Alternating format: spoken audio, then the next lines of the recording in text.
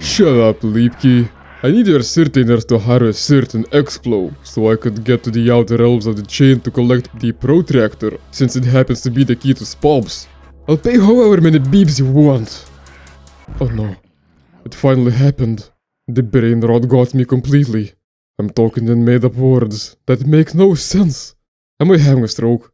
I might be having a stroke. Call the exorcist quick.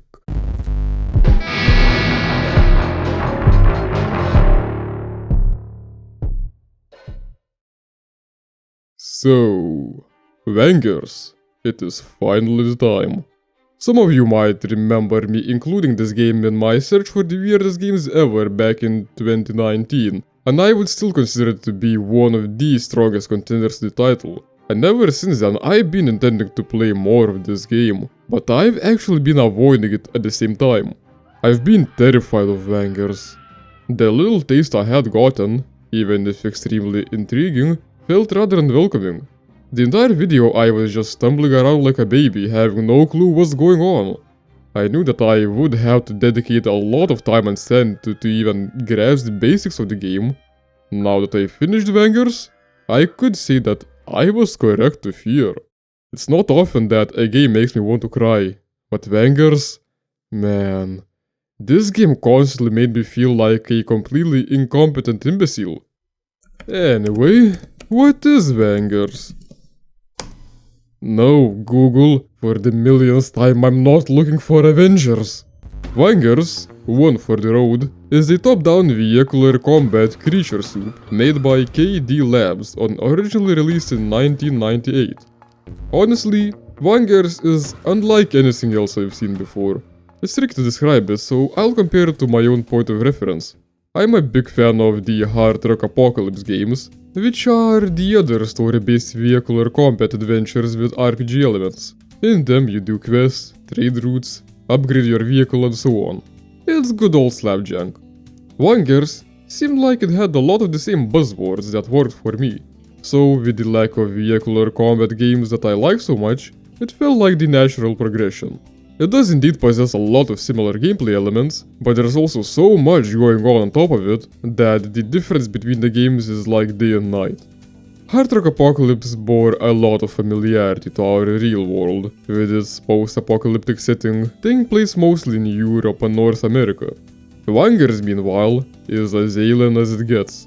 It's full of weird creatures in a world that's colored like an acid trip, and whatever explanations you can get about what's going on are riddled with near incomprehensible slang. One of the first activities available in the game, for example, is to deliver phlegma to Podish.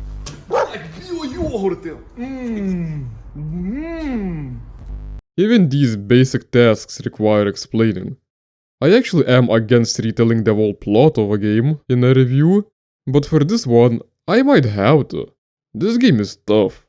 I don't think I can recommend it to most people, and even then, I don't think I've seen any decent summaries of the game, at least in English. I want this video to also serve as a loose guide. I suspect most people watching the video are either people already familiar with the game, or folks that wouldn't play it anyway. I mean, I indulge in sadomasochism playing these mad games, so others wouldn't have to, and could still know what they're all about. You can expect proper story discussion in this video, but I'll try to keep the first half free of any huge spoilers.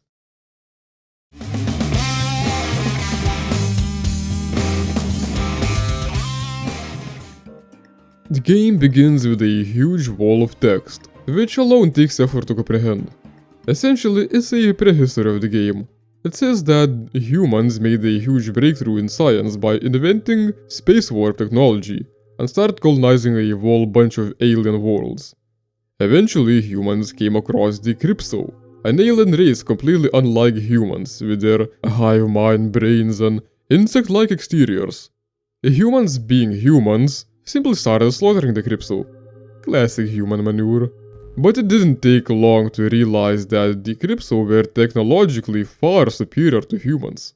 A little miscalculation that only caused the entire human race. The Crypto started using human space warp technology to colonize the worlds themselves, and the humans who were already there, later titled Softies, isolated themselves in their settlements. The Crypto discovered that the humans were great as a base for hatching their larvae. A full-blown war broke out. Humans used good old biological warfare and started altering genes. Eventually both the humans and the Crypto were completely wiped out, and slowly a new civilization emerged. A combination of both races, sharing some similarities to both of them in order to survive in a new harsh world. The only new creatures capable of true intelligence turned out to be the larvae. The weak, subterranean creatures who controlled the other beings through sense, making them mimic some more primitive characteristics of their ancestors. The other kind of spawn that emerged after the war were the Losty, who live in former underground human cities, now called S-caves. Being combinations of both humans and Crypto made Losty lose their sense of any meaning and gave them urges they could not explain, making them endlessly partake in cult rituals and adhere to strict laws. This is where the player comes in, taking control of one of the Vangers, a mercenary creature, mostly serving as a mobile servant of the immobile Losty. This huge block of information, while giving some context, doesn't help understand the actual game much. First of all, the controls are weird. It's best to rebind them to whatever's comfortable to you before playing. You cannot change settings while in-game, by the way, so that should be the first thing you do. Then, make sure to keep a lot of save files handy. You can only save on S-caves, the underground town halls. It's pretty easy to get soft-locked in the game. I guess then it's time for exploration. It's a big theme in the game, slowly turning from a completely mindless baby into the wisest creature of all, but it's hard and long. Process. It straight up took me nearly 20 hours to turn from emotionally devastated clueless cult slave virgin into an artifact-wielding conscious third farmer Chad. It's hardly a process you can make faster though. It feels like a game in which a manual should be kept handy, but despite its enormous length, it doesn't explain much in terms of stats or utility. It's mostly in-character descriptions of objects. There is a whole in-character Vanger diary, written in first person, that does contain some tips, but it's far from anything conventional. It's pretty similar to what the player might experience themselves on their first run. So, in the very beginning, you're stuck with a low-end mechos, or vehicle in our language, and almost no beebs, which is the local currency consisting of cockroach-like creatures in the world of Fostral. The first thing you'll see is Leapy of the Illipods, this green worm-like foreskin man that, in a way, is a distant descendant of humans. I guess this is the future Jews are trying to prevent. You can talk to the dude and ask some questions, but the answers will likely not make much sense yet. Most of these creatures treat the player like a baby too, straight up not telling information because it would be too difficult to understand yet, and rightfully so. The player has to prove he's not a complete schmuck first, so in order to do that, it's wise to buy a basic weapon first and go out to do some of those cult rituals. There's only one of those in Fostral, which takes the form of a race, having the player take this worm thing from the northern S-cave of Incubator to the southern Podish. It's likely the easiest ritual in the game, but it requires some knowledge of the map and careful driving. It's possible to drop the worm thing, or any other item you have in fact, weapons including, when taking damage, so you should avoid driving carelessly or getting rammed and shot by other Vangers. The same goes for others. You could straight up camp near Podish, preventing others from delivering their cargo, robbing it even, and it's a legitimate tactic described in the game's manual. You see, Vangers are not concerned much with morals. They might be doing others' bidding, but they're closer to pirates than polite servants. It's every creature for themselves, so robbery and murder are widely accepted. If someone died, they simply sucked and deserved death. That's the mentality in this place. Elipods, the creatures of Fostral, act the most like mentor figures for the player though, and are the only race to possess a hive mind, so they're aware of the killing, and scold the player for it, but they don't really care since they're not all that affectionate towards Vangers. They've already seen hundreds of them spawn and die. At this point, you might notice that there are two character parameters in the game, luck and domination. Both are very important, Luck is gained by successfully completing various tasks gotten from the escapes, and is lost by losing the same tasks. Domination is mostly gotten through killing other Vangers and constantly drops with time. People forget terrible deeds awfully quickly. Fighting anyone else with the starter vehicle and weapon is nearly impossible, so it's best to just run. The less domination you have, the more Vangers will try to attack you, but when you manage to hurt them back, they will most likely try to escape themselves. It's tricky. So, we need funds for better gear, and a lot of them. The one way the game teaches the player to earn money is by transporting cargo between escapes. Buy cheap, sell less cheap for profit. You've got to bring the correct cargo to the correct escape though, or face penalties. It's very slow though, so it's way better to hunt for secret stashes. Whatever gear you find can be sold for a much more reasonable sum. The amount and quality of items you find depend on the luck parameter. There's a catch though. If you keep failing tasks, your luck will go down and you won't be finding enough stuff to make money. I myself had gotten myself soft luck by buying a terrible vehicle, which prevented me from winning any tasks, yet I wouldn't be able to afford a better one, because I was shit out of luck. So, remember that this is a 90s game. Save scumming is not an exploit, it's a requirement. This game is unfair. You can die instantly right after leaving an escape. You can take a task and automatically fail it 5 seconds later, because the season changed and so on. Oh yeah, the major worlds have constant passage of time with different seasons. The seasons have different activities to be performed and different prices and selection in stores. Most tasks are time sensitive, so you got to be aware of time. There's no telling how long the seasons are though, so just look out for the changes. They're represented by the changing color schemes in the world. Before I move on, I want to touch upon the presentation of this game. It's easy to tell from the first glance that it's rather unusual, but there's a lot going on considering the age of the game. The UI alone is pretty alien. You've got to investigate what every button does carefully. The inventory is pretty unusual. All of the vehicles have different shapes for cargo space and weapon slots. There's a lot of inventory management, which requires taking the shape of the inventory into account. I guess it's not quite inventory Tetris though, when instead of a grid you have an erratic honeycomb. That reminds me of this dude who got bees to make honey out of weed. He would fit right in with Vangers. The overworld view is an odd mixture of 2D and 3D. You know how a lot of older games would have pre-rendered graphics, making 2D backgrounds and sprites out of 3D models, imitating the look of 3D while not burning the performance? What Vangers does is pretty much the opposite of that. It has actual 3D models of the vehicles and items, but the backgrounds are in 2D, yet they possess all of 3D properties through unconventional voxel technologies.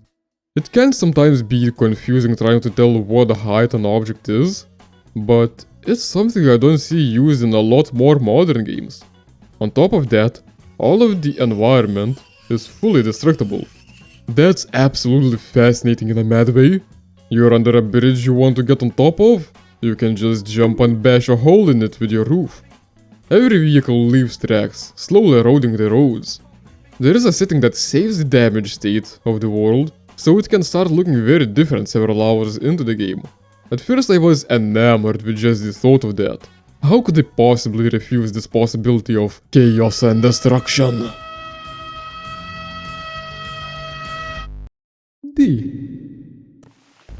Sadly, the game itself is already so chaotic that the environment saving feature was making traversal insufferably tricky, so I had to turn it off after several hours. The items dropped on the ground stay there between different play sessions too, which is impressive. The voxel technology is used in a wacky way in the escape menus too. Usually, you can repaint the walls in them, because it's the goofy 90s with its Nickelodeon booger aesthetic, but during certain seasons, you can dig through the menu screen to sometimes find hidden items of great importance. The worlds themselves feel very weird at first, as if objects keep repeating infinitely, until you figure out that most of the worlds are cylindrical. and loop horizontally, while some others loop in all directions. It reminds me a bit of the way we portray our world map, having it loop horizontally and having the north and south poles as borders. The only detriment to the visuals of the game for me would be the fact that it's strangely capped at 20 FPS. That's pretty unconventional, yet since the game is designed around that, it doesn't feel choppy at all. There is a thing about it that bothers me though. The environment is rather detailed. All the vehicles also leave actual tracks in the ground. There are a lot of uneven surfaces, tiny details, and with a slower FPS, these surfaces give me a jittering impression that tends to hurt my eyes. That's right, it's not the psychedelic colors that make my head spin, but a slight jittering. The sound design in this game is pretty amazing. The sound effects and voices of the creatures are unnerving in the best possible way.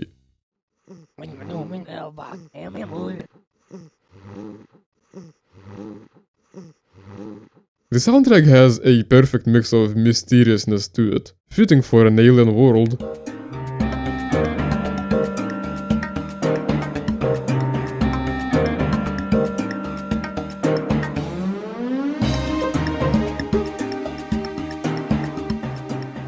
But also the drive that's absolutely vital for a driving game.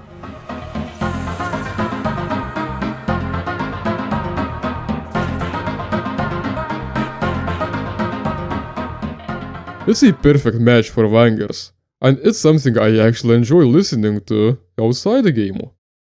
By the way, there are some great recent remakes of the soundtrack up on Bandcamp and YouTube, which elevate the music to a new level of quality. Okay, back to Fostral. I guess this might get a bit more spoiler at this point, but it's more gameplay rather than story spoilers. I can't fully show the levels of insanity this game possesses without retelling some events. Lots of this stuff I had to look up online myself, because otherwise it's just very confusing.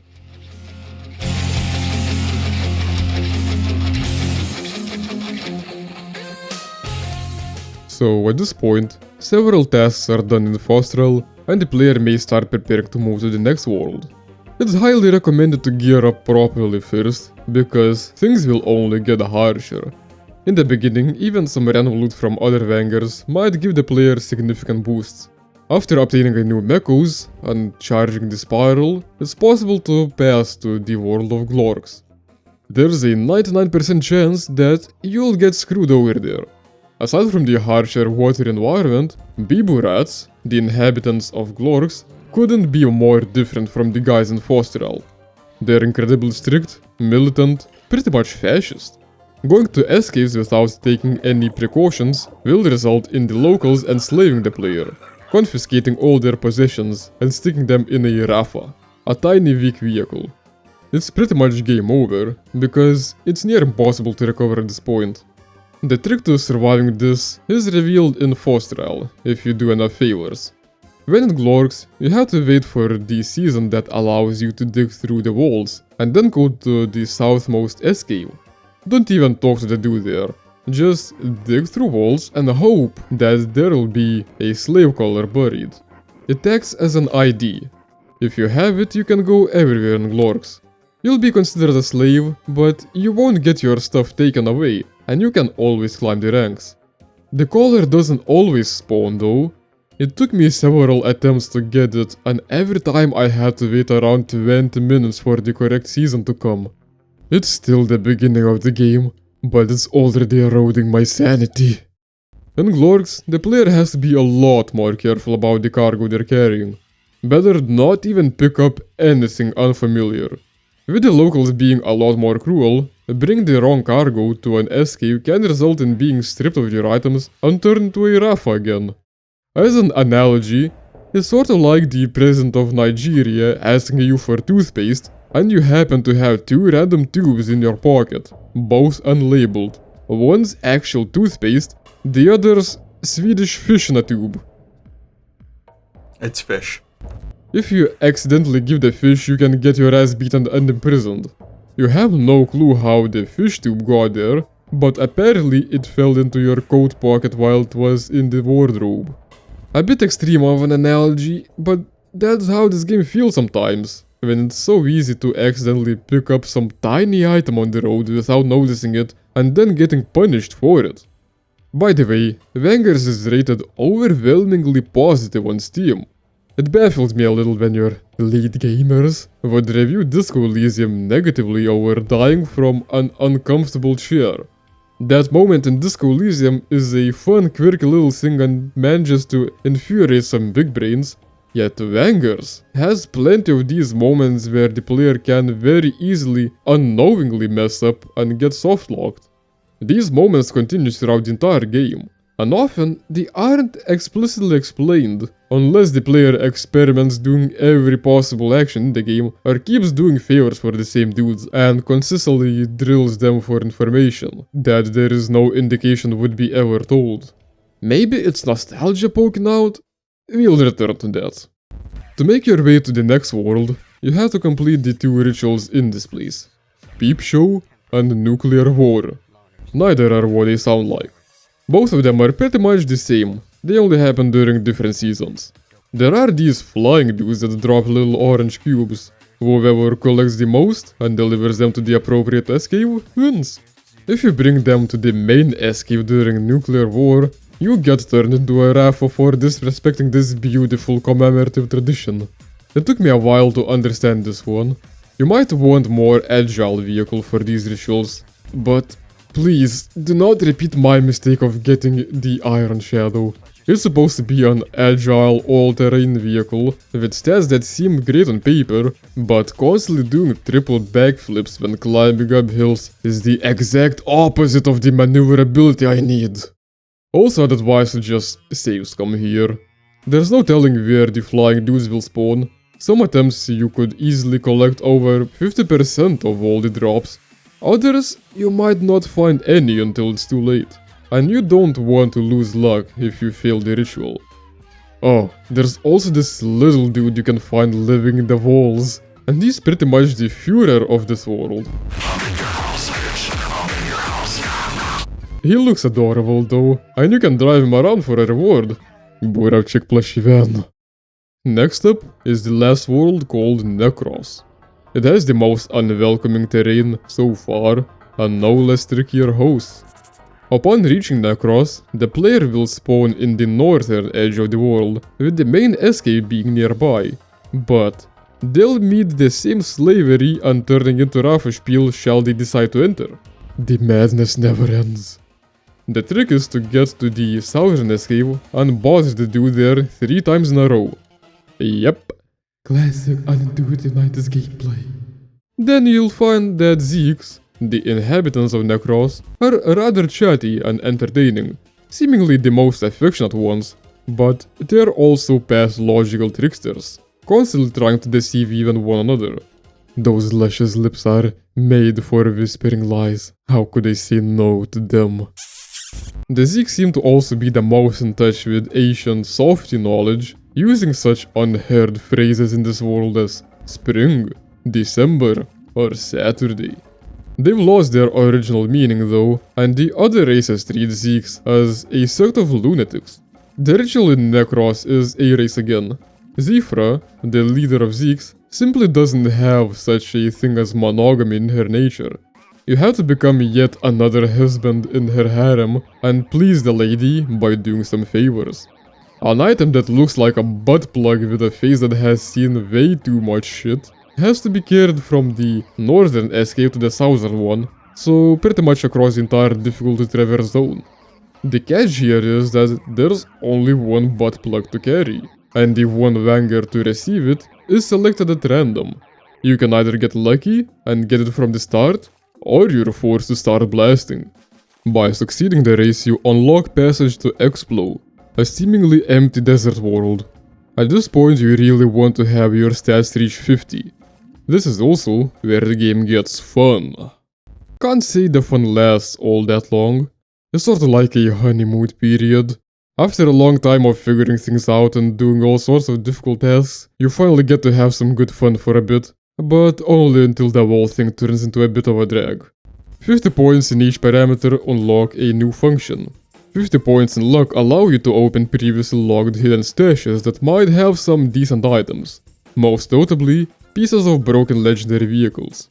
Exploration finally starts feeling more rewarding than ever. Get both missing pieces and you can obtain a unique vehicle for the symbolic sum of a single beeb. These unique vehicles range from some of the best stuff in the whole game to something looking like a badass lobster, which unfortunately moves at a lobster space too. All these vehicles look extremely heavy metal at least, not falling behind the likes of Carmageddon whatsoever. 50 points of domination enables the player to see the precious larvae on the minimap. That allows for conscious collection of Sird, the most valued of commodities. I'm saying conscious because it is possible to loot some from other Vangers way earlier, but there's no way of telling which color it is when it's in a container. And if you bring the wrong color Sird to an S-cave, the dudes will get very mad.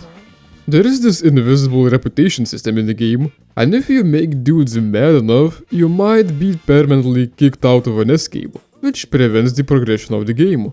You've got to triple agent the stuff, staying friends with everyone. You need to deliver Sir to the S-caves to unlock passages to the outer worlds. These worlds offer more unique challenges that reward the player with powerful artifacts, such as the Function 83+, which allows for free teleportation between worlds, the Protractor, which is like a Swiss knife, plenty of functions, some handy, but nothing too crazy, or the Mechanical Messiah, which is the most infamous tool of destruction. It can easily blow up yourself too, or turn you into a beeb to quickly get you crushed like the cockroach you are. It's banned from S-caves though, so if you want to enter anywhere, you have to drop the Messiah first. These items really transform the flow of the game. Barely anything is scary anymore after having them. Although most of the zones are already explored, it starts feeling like the game is finally providing the player with plenty of freedom, not having the player to do tasks like a mindless drone or face the consequences. Money slowly stops becoming an issue. It becomes a near sandbox experience. There is a fourth outer world that needs to be accessed in order to complete the game, and that one is a bit different, and not explained all too well. A larva needs to be delivered to the main S-cave in Necros. It is mentioned that it's possible to do earlier in the game, and all the creatures seem to really want the larvae, but the results of such action are never stated. Catching larvae is not too tricky, but it requires some of the largest vehicles in the game, preferably the Heavy Lady, to be able to carry a conlarver, an apparatus for catching these slimy subterranean dudes. It's a bit of a shame to leave the unique mechas behind just for the sake of inventory space.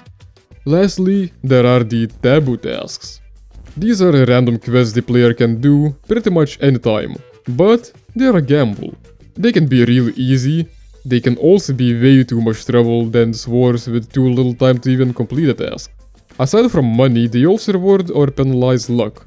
I thought there would be activities that are optional and meant just for collecting riches like in similar games, and hoped I could simply not bother with them, since every single activity in Vangers is confusing and requires a lot of figuring out. But it turns out that every single possible activity is required to perform at some point in the story, so better get rolling. Alright, at this point I've covered most of the mechanics and more confusing gameplay moments in the game, so from here on out it's story sensitive spoiler discussion. You can just skip if you want, but like I said before, I haven't seen any good plot summaries around, so I want to make one myself. Needless to say, things get pretty crazy, not unlike the rest of the game. Spoiler stop at this timestamp. Now, as I'm looking at this, it seems like a burnt sperm cell just sitting in front of the screen. It looks very, very,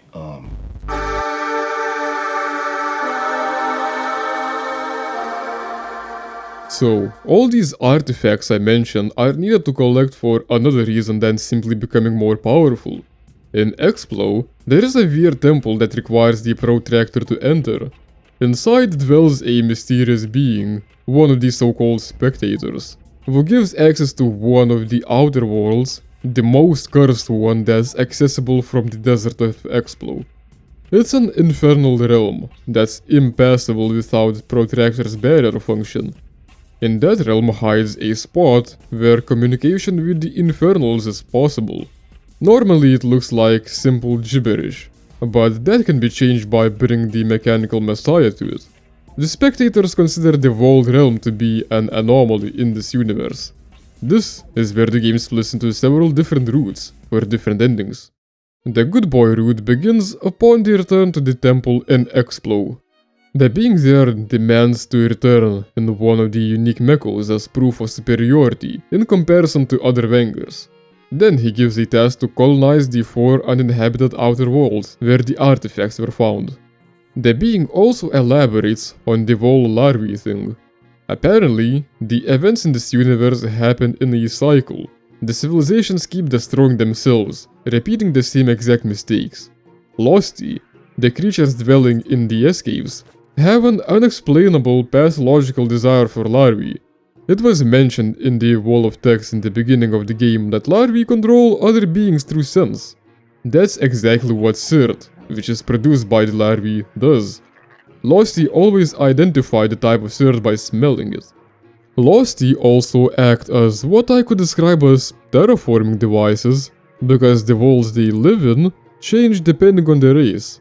With them having larvae inside the S-caves, there would be no more need for Vangers to move Sirt between worlds, and somehow that would lead to an inevitable death. To prevent that, new colonies must be started in the outer worlds that have no larvae or Sirt. That can be done by transporting bios, the S-cave dwellers, from each of the S-caves to all of the outer worlds. Bios can only be acquired after completing a taboo task in the respective S-cave, so that's at least 7 of them that need to be completed. That's work. It's kind of funny though, gaining trust through completing taboo tasks only to immediately betray it.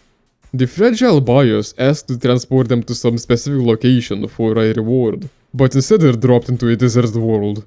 After that's done, the being in Explo installs a new function into the Protractor so that the infernal being in the lava realm could be destroyed and the anomaly stopped.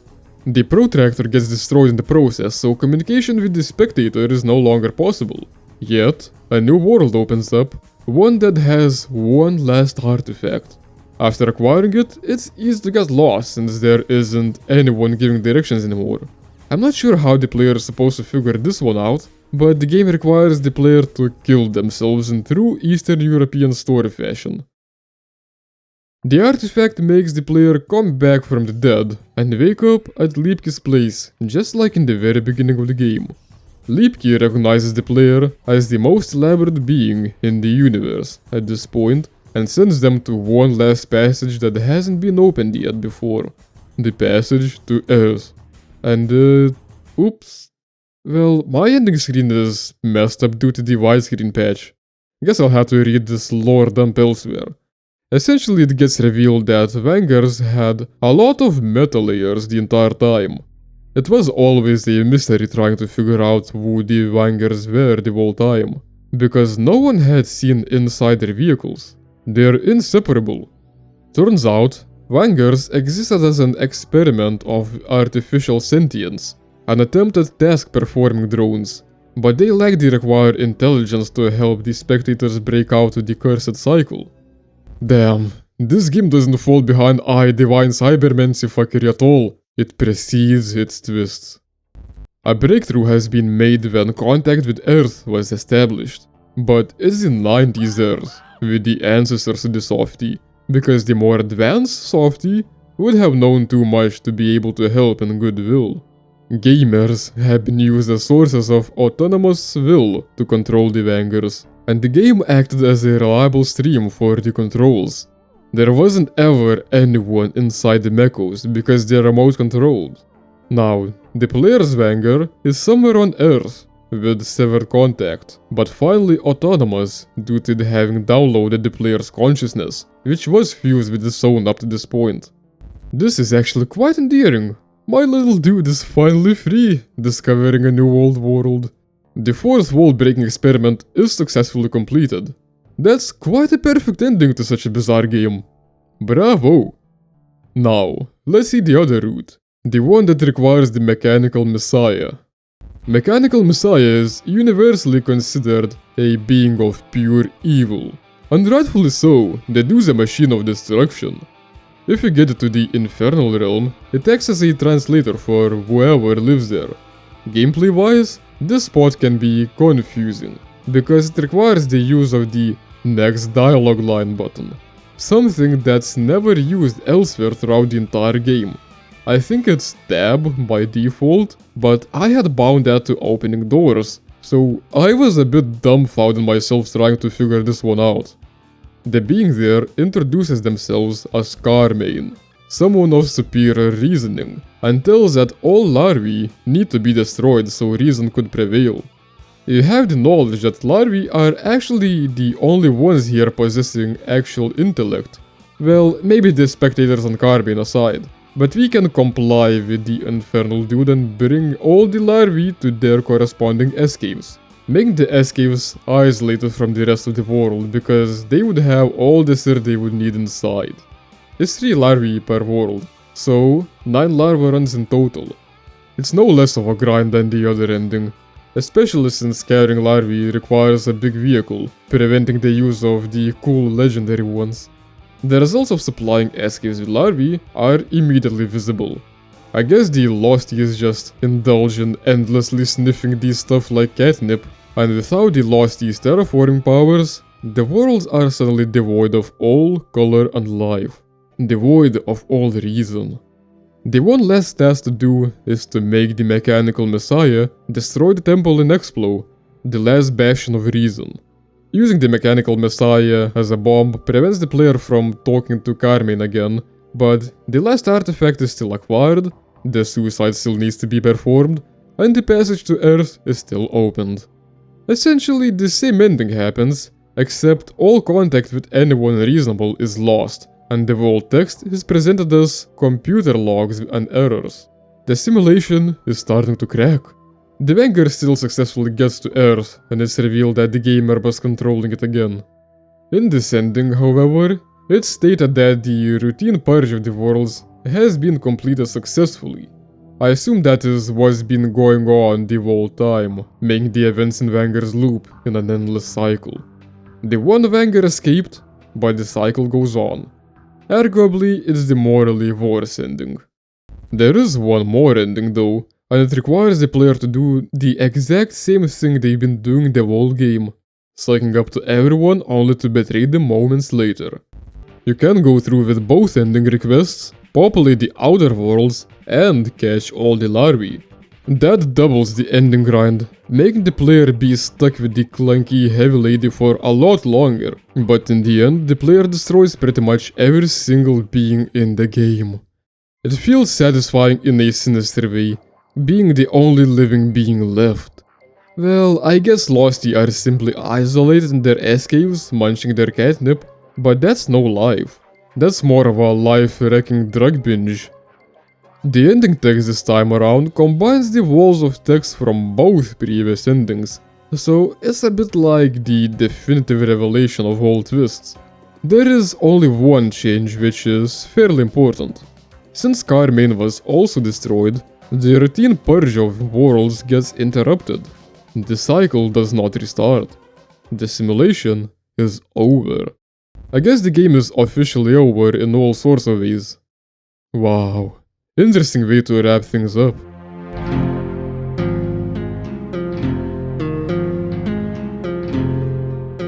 There weren't too many plot points in the game, but the ones that were there were pretty fascinating. It's also making me feel like there's some odd correlation between games that include slavery in them and interestingly written stories. After experiencing such a bizarre journey, it's not uncommon to get a bit concerned about the poor Russian kids who experienced Vangers in their childhood. It was pretty mind-wrecking for me as an adult who's already well versed in Eurojank, but the obscure gameplay mechanics, psychedelic story and all the alien slang did a number on me. But then I thought, I grew up with Bionicles, and those had a lot of similarities with Vangers. All the biomechanical creatures, alien terms, lots of lore and some mind-bending twists. I knew all that by heart. I could have named all the Bionicles from memory. I went through all the similar stuff as a kid, and as you can see, I turned out to be a perfectly normal adult. Actually, I take my words back. I've just seen Vangers marketing material. Bionicles are not quite as mad. I'd say that 2/3 of Vangers just kept hurting my mind and feelings, but the rest got me real invested. Even when it's the tough and confusing parts of the game, Vangers somehow kept me interested the whole time. Progress would be slow, but the tiny victories like finding a new weapon for free or completing a little task felt really gratifying. I felt like my brain was melting, but I also couldn't put the game down until I finished it. Maybe because my brain was melting. And now, I kinda want more. I want a physical copy of this game. I want that Buravchik plushie that doesn't exist. Yet. I wouldn't mind more Vangers, but I highly doubt another game will ever happen. I think a Vangers-themed mod for Hard Rock Apocalypse could actually work really well, but I'm not sure if such total conversion mod is possible in such an unstable engine. Considering the wild plot twists in Vangers, a more vanilla-like mod with Vangers vehicles could even be tied into the Hard Rock Apocalypse lore without much difficulty, and I think the vehicle model shouldn't be too bad to implement. Someone, please get on it, I need Vangers in full 3D. I need more vehicular combat. If all the crazy stuff I described didn't scare you away, now is actually some of the best time to play Vangers. If you check Vangers Steam page, you'll find that the moment the latest update the game had received was surprisingly this year. 24 years after its original release, and its native widescreen support. Amazing! I didn't experience any crashes myself, or any other mess that's typical to setting up older games, and looks like a 60 FPS patch is coming up next. I must mention that not everything is perfect with the updates. The widescreen sidebars during menus are screen overlays, and while they look great and connect to the game's visuals almost seamlessly, they also cover the cursor, so it can be a bit confusing at times. Also in this version of the game, the console commands are disabled for the sake of immersion. I sort of understand it, but I'm not a huge fan of removing something the original developers left in, especially since it can make the struggle of beating this game a bit more manageable. These are small nitpicks that do not break the game whatsoever, so I would still fully recommend playing this patched version of the game over the original. There's also a 2020 re-release of Vangers' official compendium, and I really want that too, even though I cannot read the vodka script. Turns out the game went open source in 2016, allowing the community to revitalize the game for modern systems. It's still a bit of a legal mess, and art assets haven't been released, so the game cannot really be made to look much better, but it's still a lot of good stuff. The game did win me over eventually, but it's these recent updates that really make me justify the overwhelmingly positive rating on Steam. At this point, I played plenty of old janky games, and the great majority of them are a mess. Loads of them have ended up as abandonware due to the original creators splitting up or publishers simply not caring to sell the product anymore. The games that would manage to remain in storefronts would often contain myriads of bugs, technical and compatibility issues alike. There are cases when games would receive what would be presented as remasters that in reality end up being inferior to the original versions. Vangers has none of these problems, and it only seems to be getting better with time. That's the sort of thing I'm all for promoting. And while I mentioned wanting more Vangers, I cannot ignore that despite not having proper sequels, the game actually has multiple spin-offs set in the same universe. The Perimeter games have been made as prequels to Vangers, serving as RTSs, depicting the period where humans were colonizing the newly discovered worlds and committing genocide on aliens, from what I gather. I might have to check it out. There is also the crazy turn-based vehicular combat game Moonshine Runners that I had previously included in my search for the weirdest games too. The brighter outer worlds in Vangers already remind me of Moonshine Runners a fair bit. It's a bit more child-friendly and it's great fun, but I couldn't dig up an English version, so it looks like a lot of people won't be able to enjoy that wacky game in full. And that's Vangers, one for the road. The brain-melting alien experience that I've been avoiding for years. Turns out, it's pretty great, aside from all the hours it made me want to cry. I guess I'm still a sadomasochist. Thank you for watching me suffer. I hope you enjoyed the show, and I'll see you in the next video.